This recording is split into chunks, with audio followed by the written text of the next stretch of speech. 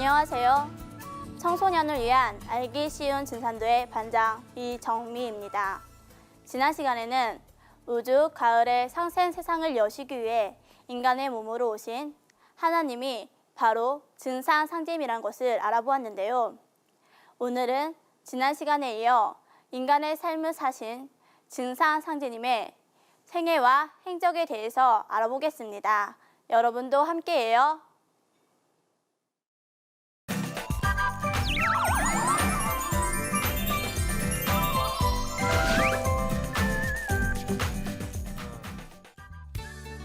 오늘 주제에 대해 도움 말씀 주실 선생님을 모셨습니다. 송영대 선생님이십니다. 여러분 안녕하세요. 안녕하세요. 여러분의 밝은 모습을 보니 선생님이 더 기운이 나는 것 같아요. 우리가 진리를 알아간다는 것이 이렇게 우리의 모습을 변화시켜 나가는구나 하는 것을 새삼 느낄 수 있는 것 같아요. 선생님도 진리를 통해서 우주의 가을개벽기에 인간으로 오신 증산상제님을 만나고 나서는 삶이 완전히 달라졌답니다. 생각이 긍정적으로 변했고 만나는 모든 사람들이 다 소중하게 느껴졌어요. 여러분은 증산상제님을 만나고 무엇이 달라졌나요? 저는 증산상제님이 인간을 구원하시기 위해 이 땅에 직접 오셨다는 것을 알고 상제님께 감사하는 마음이 생겼어요. 저는 증산상제님이 우리나라에 오셨다는 것을 알고는 대한민국에 태어났다는 사실이 자랑스러웠어요. 저는 상제님이 인간으로 오셨다는 것을 알고 무슨 일을 하든지 상제님께서 항상 지켜주고 계신다는 것을 확신하게 되었어요. 네, 여러분이 증산상제님을 만나서 새롭게 변해가는 모습을 보니 참 보기에 좋군요. 좋은 일은 나눠야 되겠죠. 상제님과 함께하는 삶이 늘 기쁨으로 가득하다는 것을 주위에 있는 친구들에게도 함께 나눠보길 바라요. 네. 자, 그럼 지난 시간에 배웠던 내용을 복습을 해보겠습니다. 지난 시간에는 지금이 우주에서 여름과 가을이 바뀌는 때라는 것을 배웠습니다. 그리고 이 여름과 가을이 바뀌는 환절기에는 지난 봄, 여름 동안의 과정에서 모든 길러왔던 그러한 문화의 진액을 거두어서 새로운 우주의 세상을 열어주시기 위해 하나님이 직접 인간으로 강세하신다는 것을 배웠습니다. 그리고 또한 이런 우주의 여름과 가을이 바뀌는 때는 인간을 추수하시고 거두시기 위해 하나님이 직접 오신다는 것을 함께 배워왔죠.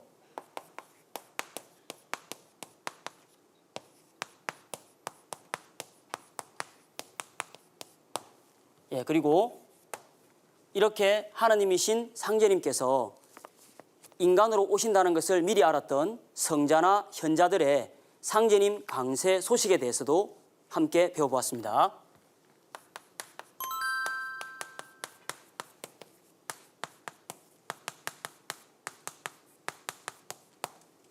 자, 그리고요, 상제님께서 오시는 곳이 바로 우리나라이며 우리나라로 오시는 이유에 대해서 함께 알아봤습니다.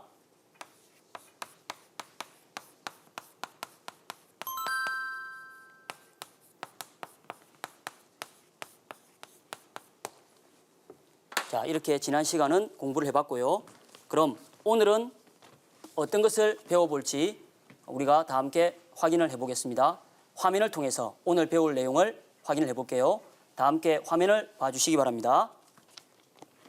오늘은 인간으로 오신 하나님의 삶에 대해서 함께 공부를 해보겠습니다. 그리고 후천 5만 년 전 인류의 교과서인 도전에 대해서 함께 살펴보도록 하겠습니다. 자, 여러분은 하나님은 인간으로서 어떤 삶을 사셨을 것 같아요? 저는 우리와는 다른 특별한 삶을 사셨을 것 같은데요. 네, 많은 분들이 아마 그렇게 생각을 할 거예요. 상제님이 인간으로 강세하신 목적이 뭐라 그랬죠? 인류를 구원해서 후천 가을 상생의 세상을 여시기 위해 오셨습니다. 네, 그래요. 하나님은 우주의 가을개벽기를 맞아 인류를 한 사람이라도 더 건져주시기 위해 인간으로 강세를 하셨답니다. 그렇게 인간으로 오신 상제님이기 때문에 인간의 삶을 벗어나지는 않으셨어요. 상제님은 인간의 몸을 빌어서 태어났기 때문에 인간의 삶의 과정을 전부 다 겪으셨는데요. 그러나 상제님은 보통 인간과는 다른 특별한 하나님으로서의 능력과 삶을 사셨답니다. 그리고 상제님은 인류를 위한 고난과 희생의 삶을 살으셨는데요. 우리는 그런 오늘 상제님이 어떤 삶을 사셨는가에 대해서 함께 공부를 해보도록 하겠습니다. 그럼 증산 상제님도 우리처럼 밥 먹고 잠자고 하는 그런 삶을 사셨다는 것인가요? 네, 우리와 똑같은 삶을 사셨답니다. 증산 상제님은 인간으로 오셨기 때문에 우리와 같은 인간의 삶을 직접 경험을 하셨어요. 그래야만 인간 삶에서 일어나는 모든 크고 작은 문제들을 그 근본 원인부터 하나하나 올바로 해결을 해 주실 수가 있기 때문이죠. 한 나라의 왕이나 통치자는 보좌에 딱 앉아서 지방에서 올라오는 소식을 통해 지방 소식을 다 일일이 다 알 수가 있게 되죠. 그런데 그렇게 보좌에 가만히 앉아서만 백성들의 진정한 마음을 다 알 수 있을까요? 아니요. 직접 백성들을 만나봐야 할 것 같은데요. 그래요. 맞죠? 정말 백성을 사랑하시는 통치자들은 평범한 복장을 하고 푸근한 할아버지처럼 또는 선비처럼 다가가서 이야기를 들어본답니다. 그래야만 백성들의 솔직한 이야기를 듣고 정말로 백성들이 원하는 통치를 할 수가 있는 것이죠. 그렇다면 우주의 하나님 아버지이신 상제님은 어떨까요? 인간을 너무나 사랑하시는 하나님이시기 때문에 직접 인간으로 오셔서 인간의 삶을 다 겪어보셔야 되겠죠. 자, 가을 개벽기에 상제님은 인류를 한 사람이라도 더 건져주시기 위해서 이 땅에 직접 오셨답니다. 자, 그렇게 오신 상제님도 당연히 어린 시절과 청년 시절이 있었고 또한 가족도 있었답니다. 그리고 또한 상제님을 따랐던 상제님의 종도들도 있었고요. 그리고 상제님을 느낄 수 있는 성지가 지금도 곳곳에 많이 남아 있어요. 성지에 가면 상제님을 더 많이 느낄 수 있을 것 같아요. 성지는 어디에 있나요? 네, 성지는 우리나라 곳곳에 많이 남아 있어요. 상제님이 탄광하신 전라도 고부군 우덕면 갱망리, 지금은 전라도 전북 정읍시 덕천면 신월리인데요. 그 근처에 가면 많이 있습니다. 그리고 또한 상제님께서 천지공사를 보셨던 전북 김제시 금산면 주변과 전북 전주시에 가면 상제님을 느낄 수 있는 그러한 성지가 곳곳에 많이 있답니다. 사실 어떤 의미에서 좀 더 크게 생각해 보면 상제님께서 오신 이 땅이 바로 모든 상제님의 성지가 되는 것이죠. 그렇다면 우리가 바로 상제님이 다녀가신 이 축복의 땅에 함께 살고 있다라고 하는 것을 알 수 있는 거잖아요. 그런데 우리나라 사람들은 상제님께서 다녀가신 이 사실조차도 잘 모르고 있답니다. 그래서 우리는 내가 정말 하느님이 다녀가신 이 축복의 땅, 이 거룩한 땅에 함께 살고 있다는 이러한 기쁨으로 살아야 될 것 같아요. 그리고 또한 그것을 모르고 살아가는 우리 모든 사람들에게 상제님이 이 땅에 다녀가셨다는 소식을 전하고 또한 함께 상제님을 모시는 민족이 바로 우리 민족이라는 이러한 자긍심을 느낄 수 있도록 여러분이 많이 전해보시길 바라요. 그리고 우리 증산도를 함께 신앙하시는 분들과 성지 순례를 가는 시간이 있답니다. 그때 여러분들도 함께 참여를 해보셔서 꼭 가슴으로 느낄 수 있는 시간을 한번 마련해 보시기 바라겠어요. 아시겠죠? 네. 예, 증산 상제님의 삶을 알기 위해서는 상제님이 사셨던 당시의 시대 상황을 알아야 되겠죠. 상제님이 탄광하신 1871년 당시에 우리 조선에 어떤 사건이 일어나는지 혹시 아는 사람? 서양 세력들이 우리나라를 침략하려고 했었고 대원군이 세국 정책을 폈던 것으로 알고 있어요. 네, 맞습니다. 상제님이 오실 당시는 서양 제국주의의 침략으로 지구촌 전역에 걸쳐서 식민지 쟁탈전이 가속화되고 있는 그런 상황이었어요. 당시의 급박한 상황을 증산 상제님께서는 이렇게 말씀을 해주셨답니다.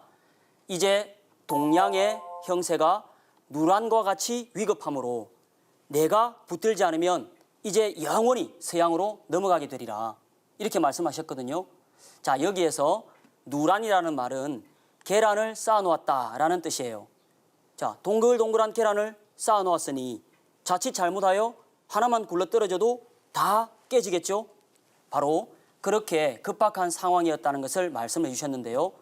서양 제국주의에 의해서 동양이 모두 다 잡아먹히려고 하는 그러한 아주 급박한 시간대였다는 것을 말씀을 해주신 것이랍니다. 자, 특히 상제님께서 탄강하신 1871년은 우리나라에 신미양요가 일어났던 해였어요. 신미양요에 대해서 학교에서 배운 적 있죠? 네. 예, 신미양요는요, 제가 조금만 설명을 해드리겠습니다. 1871년에 일어났던 사건인데요. 양요란 서양 사람들이 일으킨 난리다라는 그런 뜻이에요. 그래서 미국이 이미 그 이전인 1866년에 평양 대동강을 통해서 미국이 함선을 이끌고 들어왔어요. 그래가지고 조선에 무력으로 개항을 시키려고 했던 바로 그러한 침략 사건이 있었는데요. 그게 바로 뭐냐면 제너럴 셔먼호 사건이었어요. 그때 제너럴 셔먼호가 강압적으로 총과 대포를 쏘면서 막 개항을 요구하자 조선 정부는 이를 강력히 반대하면서 제너럴 셔먼호를 격침을 시키게 된답니다. 자, 그래서 이때 제너럴 셔먼호 사건을 빌미로 다시 한번 조선에 무력으로 침략을 하고 조선의 통상을 요구했던 그러한 사건이 바로 1871년 일어났던 신미양요가 되겠어요. 근데 이 신미양요에서도 미국은 무력으로 대응을 했으나 그들이 실패를 하고 물러가게 된 것이죠. 그래서 이 신미양요 이후에 대원군이 더욱더 자물쇠를 굳게 걸어잠그고 외세의 침입과 외세의 개방을 허용하지 않는 쇄국 정책을 더욱 강화하여 전국에 척화비를 많이 세웠답니다. 자, 이렇게 동양이 서양으로 막 잡아먹히려고 하는 위급한 순간과 이 암울한 순간에 상제님은 인류를 구원하시기 위해 이 동양을 또 구원하시기 위해 이 땅에 강세를 하신 것이랍니다. 자, 그럼 이제 상제님께서 탄강하실 때부터 인류 구원의 새로운 프로그램인 천지공사를 보시기 이전까지의 상제님의 삶에 대해서 함께 알아보도록 하겠습니다. 자, 우선 상제님이 탄강하실 때의 모습에 대해서 알아보도록 하겠습니다. 자, 도전에 이 부분이 잘 나와 있는데요. 자, 1편 16장을 함께 읽으면서 우리가 확인 한번 해볼까요? 자, 다 같이 1편 16장, 예, 자, 5절에서 6절까지를 함께 읽어보도록 하겠습니다. 다 펴셨죠? 네. 예, 자, 같이 읽겠습니다. 꿈에 홀연히 검은 구름이 가득한 가운데 뇌성이 진동하고 하늘이 남북으로 갈라지며 큰 불덩이가 성모의 앞으로 내려오거늘 유심히 보니 마치 호박과 같은 것이 황금색의 신비한 광채를 발하는지라 성모께서 품에 안으심에 순간 온 세상이 광명하여 지더라. 예, 상제님은 인간으로 탄생하실 때부터 하나님으로 오신다는 것을 보여주셨어요. 자, 성모님께서 꾸신 태몽에 보면 큰 불덩이가 성모님 앞으로 내려왔다 그랬죠. 여러분은 불덩이 하면 무엇이 생각나세요?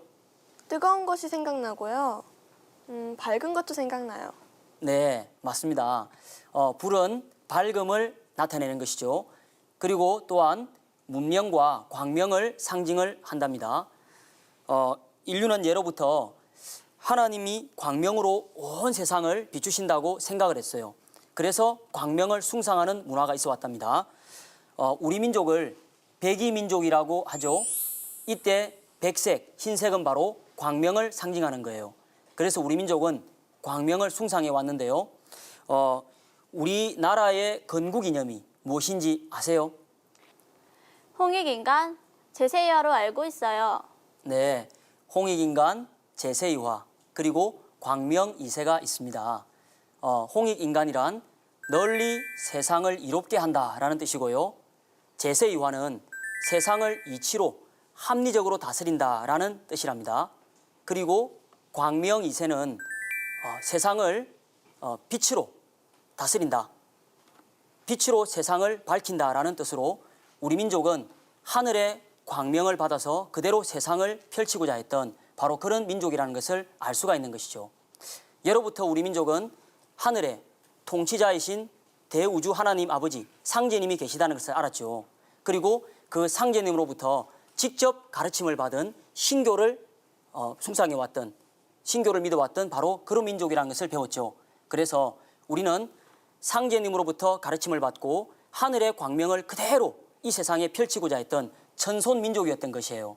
그래서 우리 민족은 그러한 광명을 열었던 민족으로서의 자긍심을 갖고 살아왔답니다. 방금 읽은 이 구절, 온 세상이 광명하여지더라 라는 구절에서 알 수 있는 것은 정산 상제님께서 세상을 광명으로 환히 비추시고 새로운 세상을 열어주기 위해서 오셨다는 것을 알 수 있는 것이죠. 그리고 상제님은 또한 어린 시절부터 호생의 덕이 많으셨어요. 이 호생의 덕이란 생명을 아끼고 사랑하시고 또 보살펴 주고자 하시는 바로 그러한 덕성을 말씀하시는 건데요. 자, 그 상제님의 호생의 덕을 또한 도전을 통해서 한번 우리가 확인을 해보도록 하겠습니다. 1편 18장을 한번 열어볼까요? 예, 1편 18장 5절에서 6절까지를 다 함께 읽어보겠습니다. 어리실 때부터 호생의 덕이 많아 마당 구석에 화초를 심어 아담하게 가꾸시고 밭둑에 나가 나무를 즐겨 심으시며 또 자라나는 초목을 꺾지 않으시고 미물곤충이라도 해치지 않으시며 위기에 빠진 생명을 보면 힘써 구하시니라. 예, 상제님은 선천 상극 세상에서 고통에 빠진 인류를 구해주시고 또 후천 5만 년 지상 선경 세계를 열어주기 위해서 직접 인간으로 오셨답니다. 자, 상제님은 작은 미물곤충 하나라도 아끼고 보살펴 주셨죠. 그리고 그 미물곤충이라도 상제님은 직접 구해주신다는 것을 이러한 상제님의 어린 시절의 삶을 통해서 우리는 확인을 해볼 수가 있어요. 한마디로 상제님은 상생을 직접 실천해 주신 그런 하나님이다 하는 것을 알 수가 있죠. 상제님께서는 또 이런 말씀을 해주셨어요. 우리 일은 남 잘되게 하는 공부이니 남 잘되고 남은 것만 차지하여도 우리 일은 되느니라 이렇게 말씀을 하셨어요. 그래서 우리도 이런 상제님의 삶을 본받아서 남이 잘 되도록 상생을 실천하는 바로 그러한 청소년이 되도록 해봅시다. 아시겠죠? 네. 예. 그리고 또한 상제님은 어린 시절부터 이 하늘과 땅을 뒤흔드는 그러한 아주 큰 기계와 영성을 가지고 계셨답니다. 자, 그럼 상제님께서 이렇게 가지신 영성과 큰 기계는 상제님이 7살 되시던 해에 있었던 일화를 보면 잘 알 수 있는데요. 상제님께서 상제님의 성부님께서 상제님께 천자문을 가르치시려고 가르쳐 주시기 위해서 당시에 태인에서 아주 유명했던 그 황준재라고 하는 황훈장님을 집으로 모셔오게 됩니다. 그렇게 해서 그 황훈장에게 상제님께 글을 가르치게 해주셨어요. 그런데 당시에 이 황훈장은 아주 유명했던 그러한 한마디로 잘 나가는 훈장님이셨어요. 그러니까 어린 상제님을 딱 보시고 딱 아주 만만하게 보셨던 것이죠. 그래가지고 이렇게 이야기를 했어요. 하대를 딱 하십니다. 이제 공부를 좀 해야지 다 이렇게 하십니다. 그러니까 아무리 어리지만 상제님이시잖아요. 그래서 상제님은 딱 가만히 계시다가 스스로 천자문을 딱 펴시더니 상제님께서 집안이 떠나갈 정도로 엄청나게 큰 목소리로 하늘 천자와 땅 지자만 딱 읽으시더니 그 다음에는 천자문을 딱 덮으시고 아무 말씀이 없으셨어요. 그리고 밖으로 휙 나가버리셨습니다. 그 상제님의 기계와 그런 행동에 기가 눌려버린 황훈장은 아무 말도 못하고 가만히 있다가 며칠 동안 그냥 그렇게만 지내게 되셨던 거예요. 그러다가 아니 뭐라도 이렇게 해야 되잖아요. 그래서 그 다음부터는 태도를 바꾸고 상제님께 아주 조심스럽고 공경한 태도로 다가가서 상제님께 존대를 하면서 여쭤봤어요. 이제 공부를 좀 하셔야지요. 이렇게 했던 겁니다. 그러니까 상제님께서 그 다음부터 딱 한마디를 하셨는데요. 이 한마디가 완전히 그 황훈장과 집안에 있었던 분들을 완전히 놀라게 하고 상제님이 어떤 분이다라는 것을 보여주셨던 그런 말씀을 해주신 게 있어요. 자, 그 부분은 역시 도전을 통해서 우리가 생생히 한번 읽어보는 게 낫겠죠? 자, 1편 19장을 한번 펴보시기 바랍니다.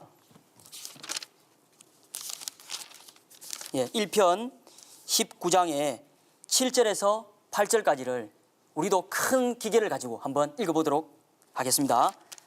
자, 7절입니다. 하늘 천자에 하늘 이치를 알았고 땅 지자에 땅 이치를 알았으면 되었지 더 배울 것이 어디 있습니까? 노시다가 시간이 되면 가시지요 하시는지라. 성부께서 부득이 그 훈장을 돌려보내심에 이로부터 스스로 밖으로 다니시며 그를 깨치시니라. 예, 하늘 천자와 땅 지자만 읽으셨다. 될 나무는 떡잎부터 알아본다라는 우리 속담이 있죠. 그래서 상제님께서는 이렇게 어린 시절부터 하늘과 땅을 환히 꿰뚫어 보시는 이러한 놀라운 신의함을 보여주셨던 것이에요. 자, 그럼 여러분은 하늘 하면 무엇이 생각나세요? 밤하늘에 반짝이는 별들이 생각나요.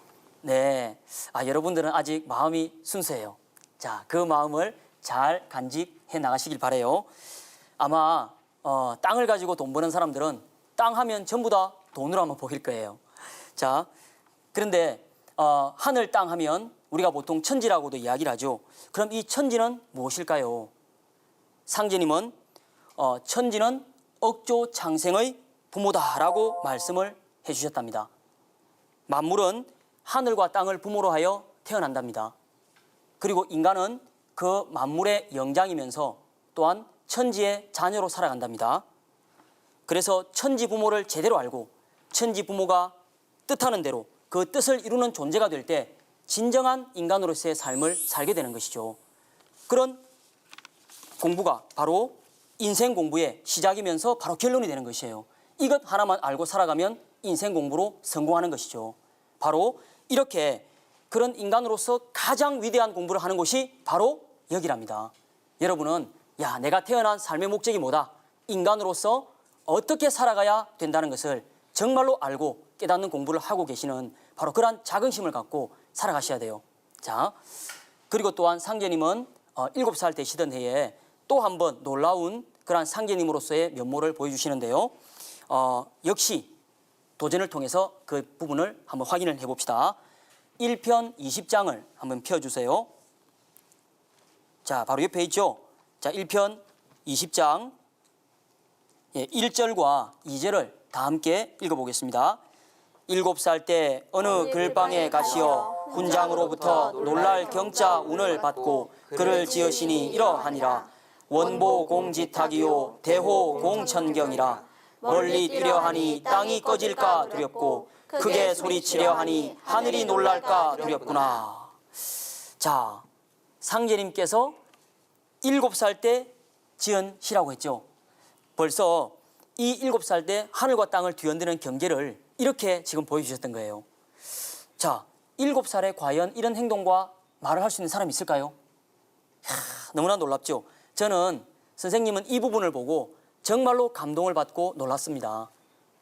어린 시절부터 벌써 하나님으로서의 그러한 면모를 보여주셨구나. 자, 그리고 그 뒤에 상제님은 또 점점 자라심에 상제님의 이제 성도들을 이제 직접 만나게 되신답니다. 그 중에서도 상제님은 14살 되시던 해에 상제님의 훗날 수석 성도가 될 김형렬이란 분을 만나게 되는데요. 매당 불출함에 가실 때 김형렬 성도가 매당 불출함 앞을 지날 때였어요. 그때 갑자기 어디선가 부엉이 소리가 부엉부엉 이렇게 나는 거예요. 매당 불출함은 이름 자체가 부처가 나왔던 그러한 곳이다라고 해서 거기에 암자를 지은 건데요.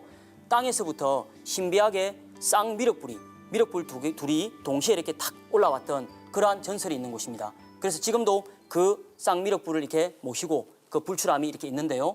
그 불출함을 딱 지나면서 이상하게 그렇게 자기를 이끄는 그런 부엉이 소리에 끌려서 가보니까 거기에 어린 상제님이 계셨던 거예요.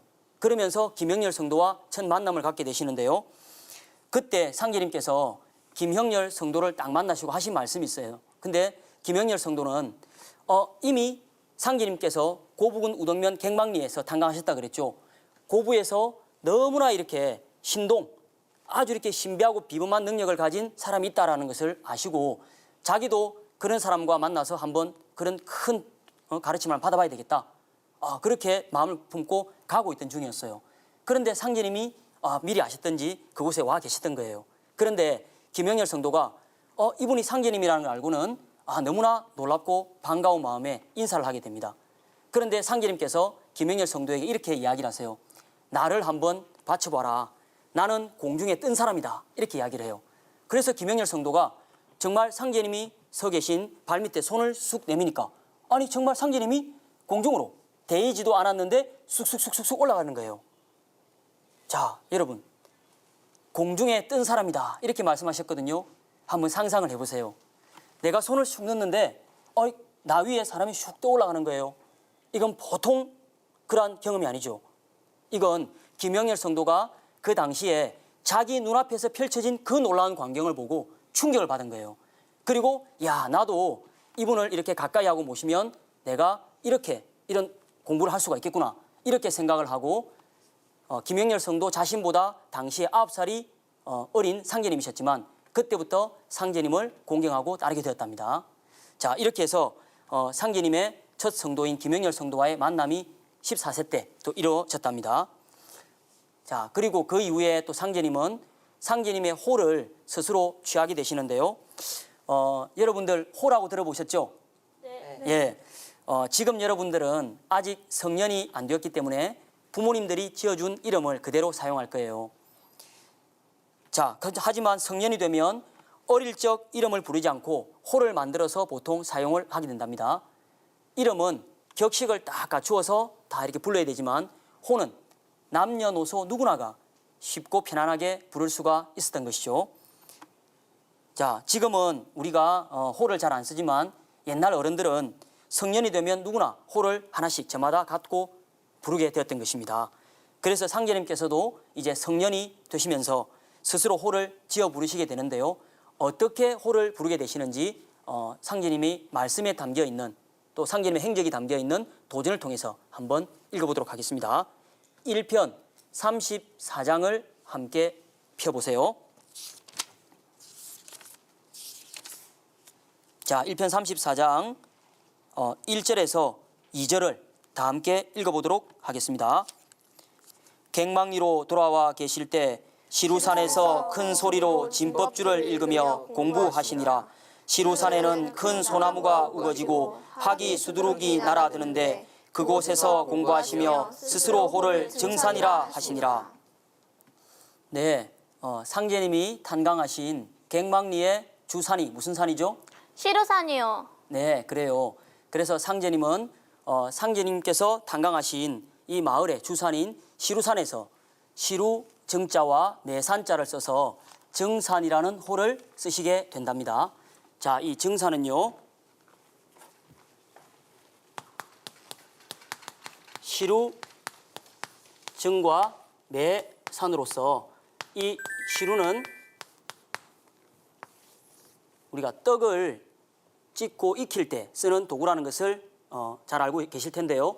이 시루는 바로 이 세상의 모든 미완성된 그러한 문화와 역사, 철학, 문명 모든 것을 익혀서 완성을 시킨다는 바로 그러한 의미가 들어있는 거예요. 그래서 바로 이 상제님께서 쓰신 이 시루정자 매산자에는 상제님이 인간으로 오신 목적과 상제님 도의 위격이 들어있는데요. 바로 모든 것을 익혀서 완성을 시켜주시는 하나님이다. 이런 의미가 들어있는 것이죠. 그리고 바로 그러한 상제님의 도가 바로 참된 하나님의 도이면서 완성된 도다라고 하는 높은 가르침. 바로 그래서 이것이 바로 상제님 도의 위격을 나타내는 것이죠. 완성된 도다. 모든 것을 이루는 도다. 열매의 진리다.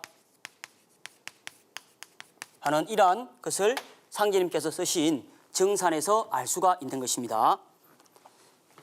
자, 그럼 이제 상제님께서 청년기를 보내시면서 가장 큰 영향을 받은 사건에 대해서 한번 알아보겠어요. 상제님께서 탄광하신 1871년부터 1900년까지 우리나라에 있었던 역사적으로 중요한 사건이 뭐가 있었죠? 갑오동학 혁명이요. 명성황후가 시해된 을미사변이요. 네, 다른 사건들도 많지만 아마 1894년에 일어났던 갑오동학혁명이 가장 큰 사건이 될 거예요. 1894년에 일어났던 갑오동학혁명은 상제님의 성수 24세 되시던 해인데요.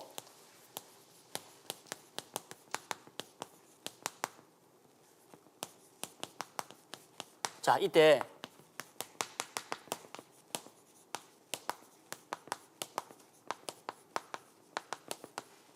이 갑오동학혁명을 저지하기 위해서 조선 정부에서 청국과 일본군을 요청을 하게 돼요. 그래서 청국군과 일본군이 우리나라에 와서 다 갑오동학혁명을 제지를 하고 그리고 끝난 이후에도 오히려 돌아가지 않고 그들이 더욱 조선을 차지하기 위해서 싸웠던 전쟁이 또 연이어 일어났던 청일 전쟁이 일어나게 됩니다.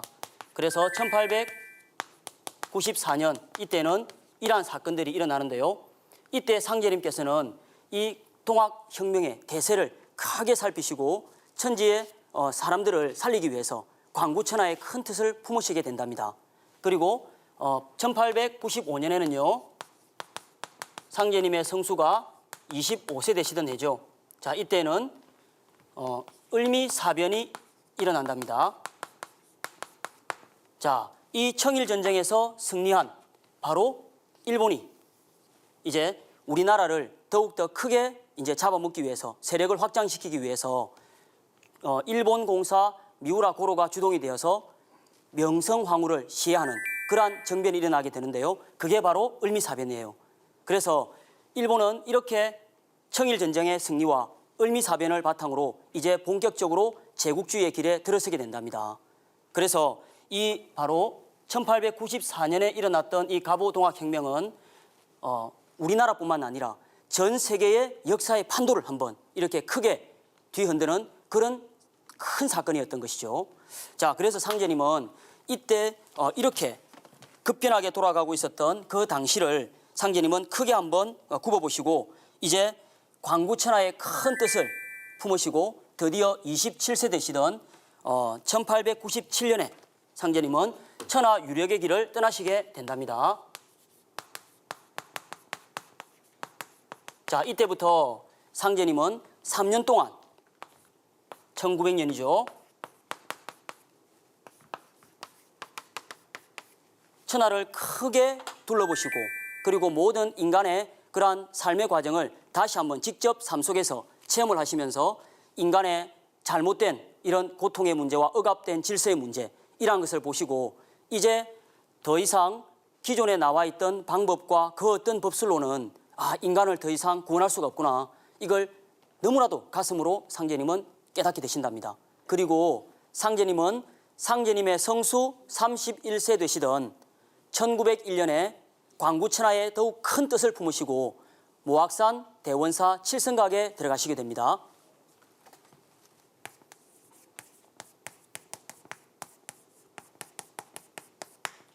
자, 그래서 이 칠성각에서 상제님께서 더욱 수행에 정진하시고 스무 하루 만인 음력 7월 7일에 상제님은 무상의 대도통을 하시고 천지 대신문을 여시게 됩니다. 자, 이때에 상제님께서 여신 천지 대신문이 어떻게 열렸고 상제님이 어떤 권능을 쓰셨는가를 도전을 통해서 한번 확인해 보도록 하겠습니다. 자, 다 같이 도전 2편 11장을 한번 펴보겠습니다. 예, 3절에서 4절까지를 다 같이 크게 한번 읽어보겠습니다. 무상의 대도로 천지 대신문을 여시니 이로부터 3개 대권을 주재하시고 우주의 조화 권능을 뜻대로 행하시니라. 선생님, 도전에 상제님께서 3개 대권을 주재하셨다고 나와 있는데 3개 대권이 무엇인가요?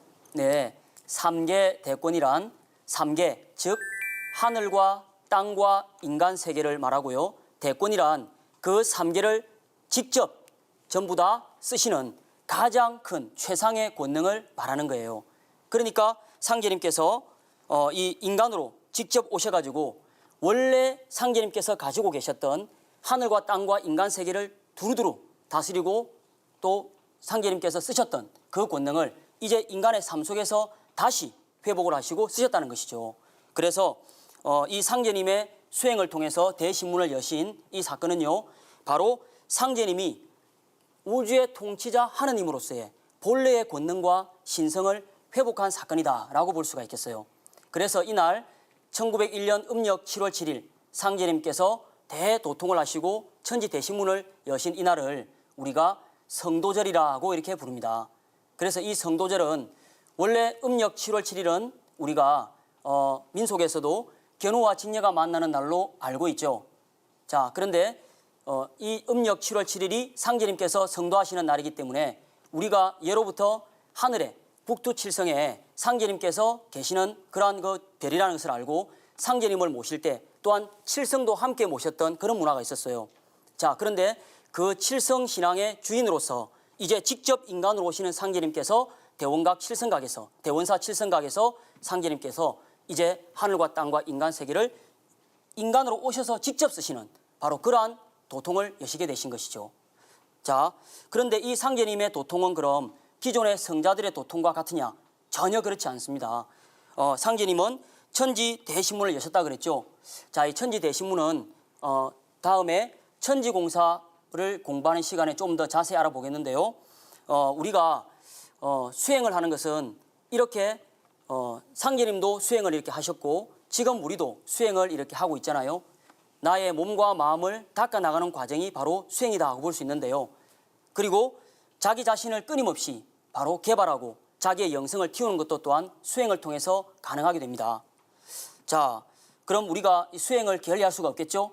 그래서 잠시 쉬어가는 의미로 오늘도 김미수 선생님을 한번 불러서 수행을 같이 배워보는 시간을 갖도록 하겠습니다. 자, 다 같이 한번 불러볼까요? 김미순 선생님 알려주세요.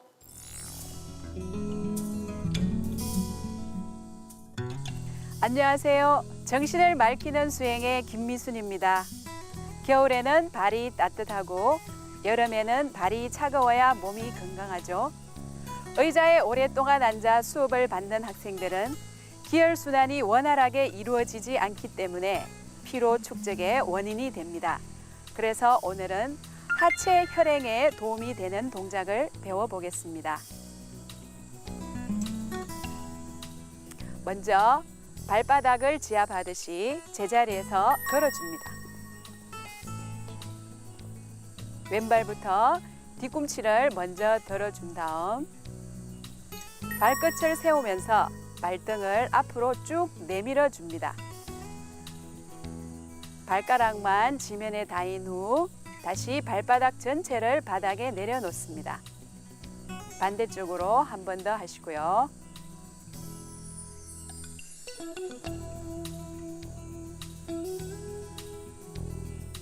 다음은 두 발을 동시에 해줍니다.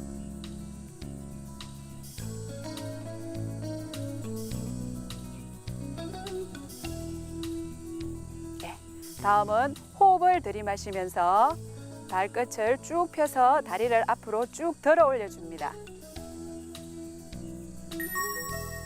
다음 발끝을 뒤로 젖히면서 발목을 최대한 뒤로.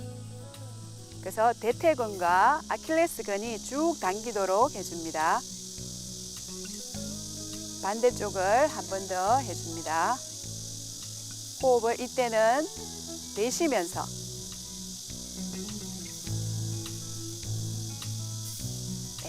오랫동안 의자에 앉아 있다 보면 엉덩이와 허리에 무리가 가게 되죠. 이번에는 엉덩이와 허리를 풀어주는 동작을 해보겠습니다. 먼저 왼쪽 엉덩이를 의자에서 떼어줍니다. 다음은 오른쪽.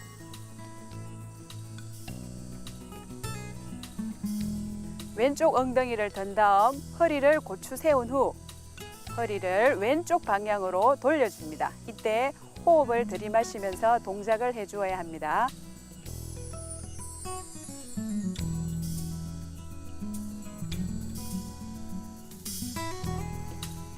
네, 이 동작을 할 때 주의할 점은 몸이 너무 기울어지지 않도록 해야 합니다. 반대 방향으로 하겠습니다.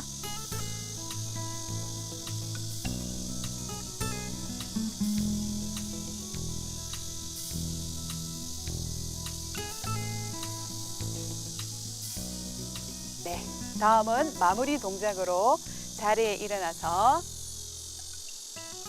팔을 깍지 껴 후 두 팔을 위로 쭉 뻗어줌과 동시에 뒤꿈치를 들어 올립니다. 그리고 한 번만에 힘을 빼면서 두 팔을 아래로 떨어뜨려 줍니다. 자, 그럼 저와 함께 해보겠습니다.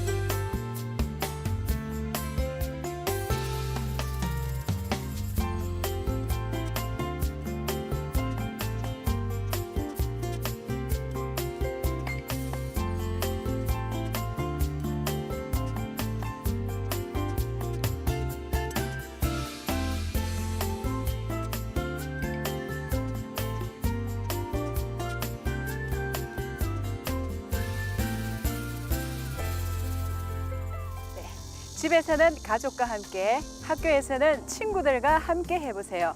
즐거운 마음으로 더욱 알찬 시간 보내실 겁니다.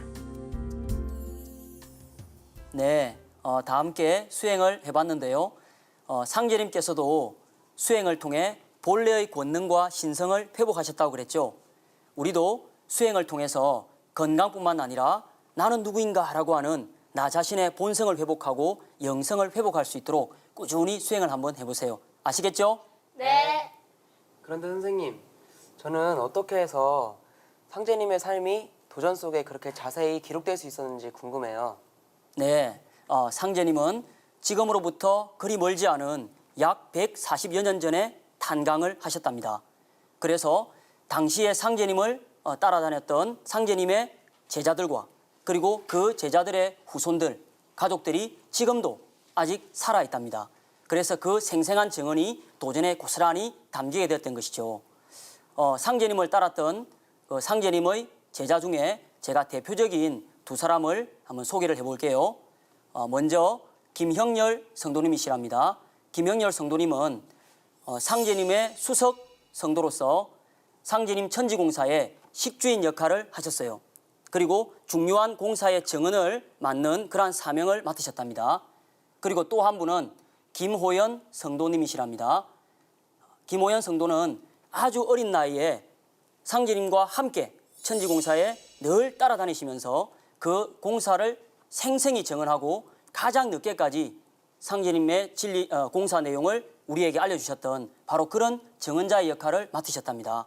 그리고 이 호연 성도는 상제님께서 특히 아주 집중 수행을 통해서 영성을 키워서 천재 안의 만물을 환히 다 꿰뚫어 볼 수 있는 그러한 능력을 주셔서 사물의 모든 것을 다 보고서 깨닫게 하셨는데요. 이 상제님을 모신 호연 성도에 대해서는 다음 시간에 자세히 우리가 배워볼 거예요.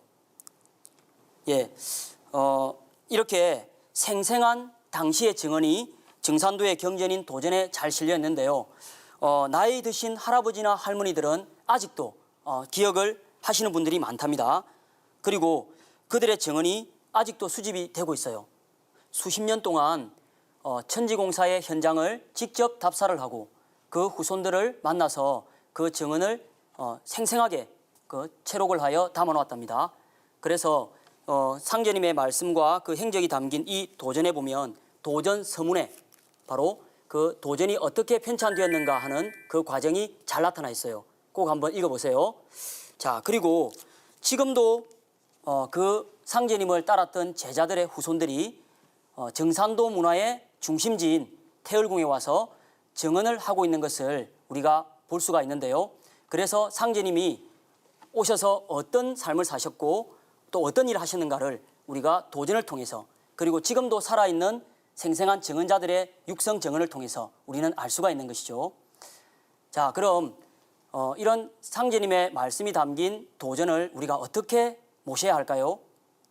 자, 도전은 상제님의 말씀과 행적이 담긴 경전이라고 그랬죠. 그래서 우리가 도전을 볼 때는 이 도전을 상제님의 말씀을 모신다라는 경건한 마음으로 우리가 모셔야 되고요. 그리고 항상 읽을 때도 상제님이 어떠한 삶을 사셨는가 그것을 가슴으로 느끼고 또 사색을 하며 나는 또 앞으로 인류를 위해서 세상을 위해서 어떠한 삶을 살 것인가 하는 것을 직접 또한 다짐도 해가면서 우리가 가슴으로 느끼면서 읽어야 되겠죠. 그래서 바로 도전을 그냥 읽는 것이 아니라 내가 상제님을 어떻게 닮아가고 나는 앞으로 어떤 일을 할 것인가를 스스로에게 질문과 답을 내리면서 도전을 봐야 할 것 같아요. 자, 그럼 이제 인간으로 오신 증산 상제님을 신앙하는 우리 성도들을 만나는 시간인데요. 오늘은 문영선 성도님을 만나보겠어요. 자, 다 같이 화면을 한번 볼까요? 안녕하세요. 저는 진주 봉안도장에서 신앙하는 진주여자고등학교 3학년 문영선입니다. 중3 겨울방학 때 담임 선생님의 권유로 인해서 강연회를 가게 되었거든요. 선생님께서 우주에 대한 이야기와 왜곡된 역사를 중심으로 강연을 한다고 소개를 해주셨어요. 그래서 저는 그 내용이 재밌을 것 같기도 하고 그리고 무엇보다도 학교 공부에 도움이 많이 될 것 같아서 강연회를 들으러 갔었죠. 난생 처음 듣는 우주일련 이야기와 태울주 수행이 저의 호기심을 자극을 했어요. 학교에서는 배우지 못한 내용이라 더욱 관심이 갔고요. 그래서 증산도 도장에 가서 더 자세하게 배우게 되었고 저는 배우면 배울수록 단지 증산도 진리가 좋았어요. 그래서 이렇게 입도를 결정했고 지금까지 신앙으로 이어져 오고 있어요.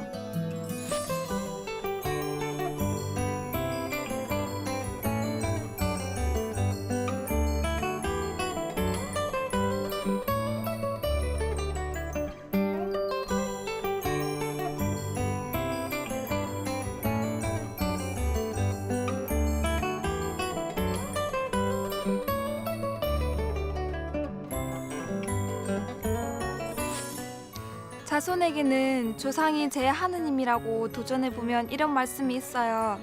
증산도에서는 부모님을 저의 제1의 하느님이라고 가르쳐요. 한창 사춘기인 나이에는 부모님에 대한 생각을 삐뚤어지게 하기도 하고 괜히 반항심이 생겨서 부모님 마음을 아프게 하기도 하잖아요. 저는 이 상제님 진리를 배우면서 부모님이란 존재가 얼마나 소중한 것인지 또 얼마나 고마운 분이신지를 알게 되었어요. 무엇보다 인생을 바르게 살아갈 수 있도록 가르쳐 주셔서 항상 감사하게 생각하는데요. 그 중에서도 어른을 공경하고 예의를 지켜서 제가 올바른 길로 갈 수 있게 도와주셨어요.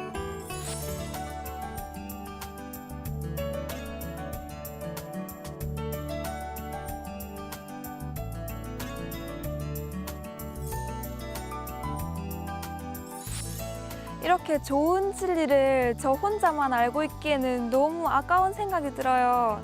그래서 더 많은 사람들이 상제님 진리를 만나서 살아가는 진정한 이유를 깨달을 수 있도록 전할 거고요. 학생으로서 학교 공부도 열심히 하고 도전도 틈틈이 읽어서 상제님 말씀을 실천으로 옮기는 신앙인이 되도록 노력하겠습니다. 네, 문영선 성도님의 얘기를 들으니 어땠어요? 네, 상제님의 새 진리를 만나서 바른 인격을 가지게 된 성도님의 모습을 보면서 저도 진리로서 바른 삶을 살아야겠다고 생각했어요. 네, 저도 청소년기에 상제님 진리를 만나서 올바른 가치관을 세우고 학교에서는 배울 수 없었던 참 하나님이신 상제님의 진리를 통해 내가 인간으로 태어난 목적을 달성할 수 있고 올바르게 깨달았다는 것, 그것을 느낀 기쁨을 우리도 함께 느낄 수가 있지 않았나 하는 그런 감동적인 시간이었다고 생각을 해요. 자, 이제 오늘 수업을 정리를 해볼 겁니다. 자, 오늘은 인간으로 오신 하나님의 삶과 상제님 말씀이 담긴 도전에 대해서 살펴보았습니다. 자, 상제님은 어린 시절부터 상제님으로서의 비범한 능력과 신의함을 보여주셨고 호생지덕이 많으셨습니다.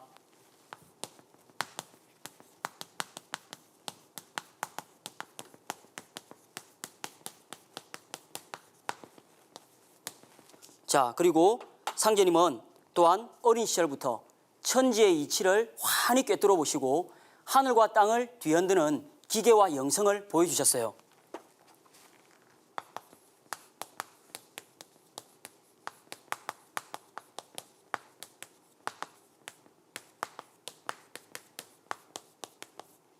예, 그리고 상제님은 점점 자라시며 청년 시절을 맞이하게 되는데요. 이때 상제님은 이제 세상을 크게 구원하고자 광구천하의 큰 뜻을 품으시고 3년간 천하 유역을 다니시면서 인간의 모든 삶을 직접 체험하시게 된답니다.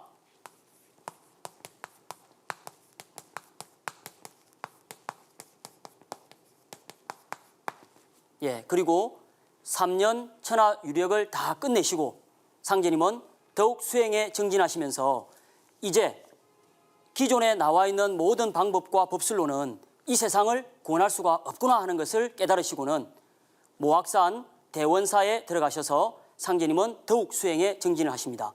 그리하여 상제님 성수 31세 되시던 1901년 음력 7월 7일에 상제님은 모든 것을 자유자재로 쓸 수 있는 조화 권능이 아니고서는 이 세상을 구원할 수가 없다라는 그러한 판단하에 상제님은 천지에 대도통을 하시는데요. 바로 천지 대신문을 여시고 3개 대권을 직접 쓰시는 도통을 하시게 됩니다.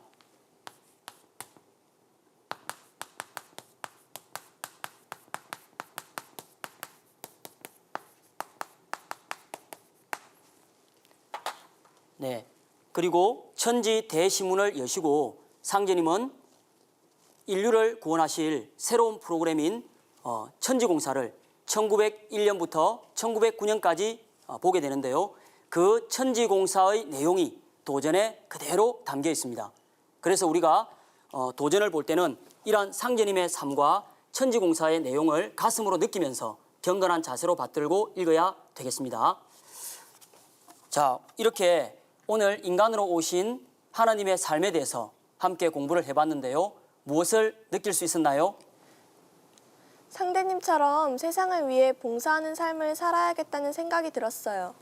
저는 상제님께서 작은 생물이라도 아끼고 사랑하셨던 것처럼 이러한 상제님의 호생지덕을 갖고 살아야겠다고 생각했어요. 저는 상제님을 닮아서 오늘부터라도 다시 열심히 수행할 것을 다짐했어요.